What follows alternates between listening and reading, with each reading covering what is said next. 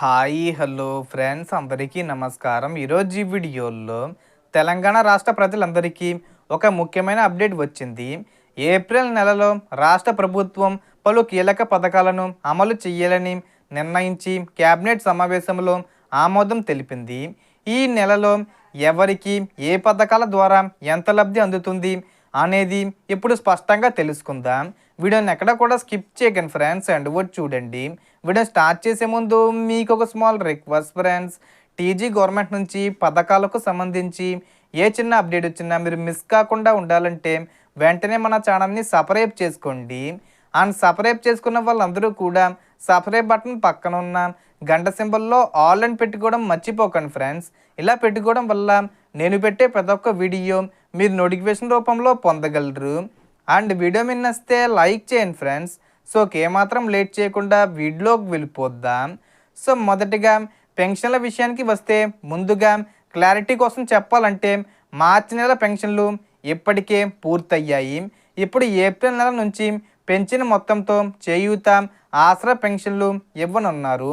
ఇప్పటి వరకు 2016 రూపాయలు లేదా 4016 రూపాయలు పొందుతున్న వృద్ధులు, వితంతువులు, ఒంటరి మహిళలు వంటి సామాజిక భద్రత లబ్ధిదారులకు పెన్షన్ మొత్తాన్ని 4000 రూపాయలకు పెంచారు.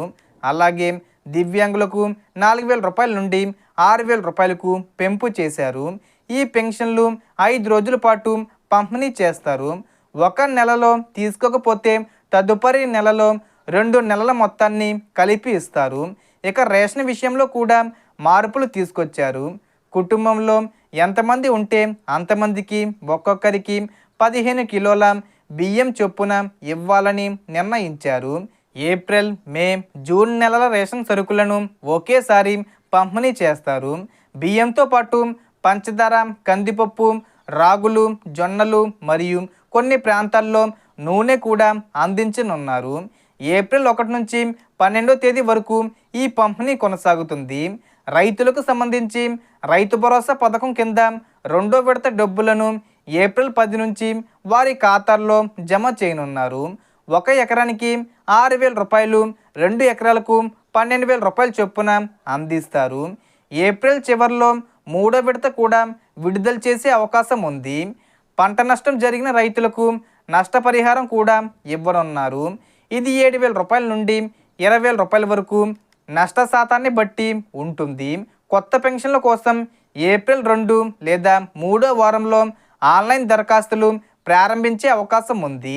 దాదాపు 2 లక్షల కొత్త పెన్షన్లు మంజూరీ చేయనున్నారు.